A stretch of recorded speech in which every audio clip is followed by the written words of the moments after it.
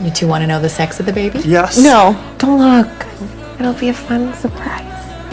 It is fun to be prepared. Right at that moment, the head of obstetrics suddenly frowned. Since Leah dealt with Asherman syndrome before, parts of her uterine wall had thinned out. If they do not fix it right now, as the baby keeps growing, this could lead to some major complications. Both she and the baby are in danger. Leah feels incredibly anxious at this moment. Even though the department head keeps reassuring her, she says this is just the worst case scenario. However, Sean does not want the person he loves to get hurt, so he reached out to the former president and Dr. Lim right away. The president originally wanted to wait and make a decision after the baby grew more, but Sean does not want any unexpected issues to happen. Leah sees that everyone is feeling overwhelmed because of her situation. She chooses to trust Sean and go through with the surgery. I know.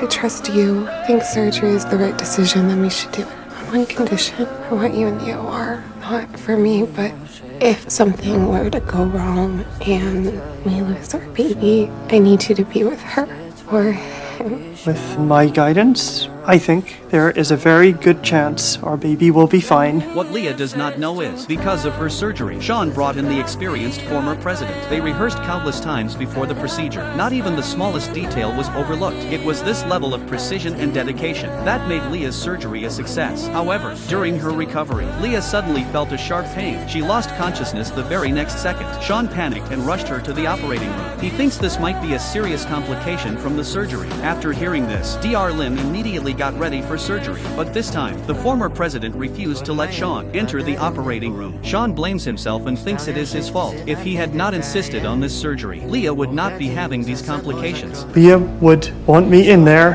in case we lose the baby. If that happens, I will come back and get you, I promise. After hearing the former president's reassurance, Sean finally calmed down. Inside the operating room, Dr. Lim is urgently searching for the root of the problem. However, she discovered a critical issue. If we clamp the uterine vessels, we may slow down the bleeding.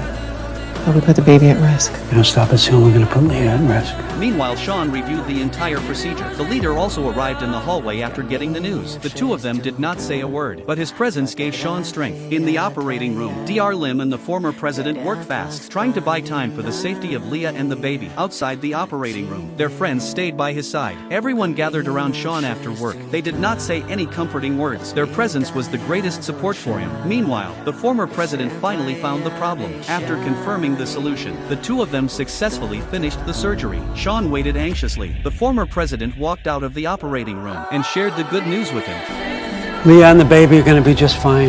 Leah's left uterine artery was tethered to some scar tissue. As the uterus grew, it ruptured. That was inevitable. It had nothing to do with your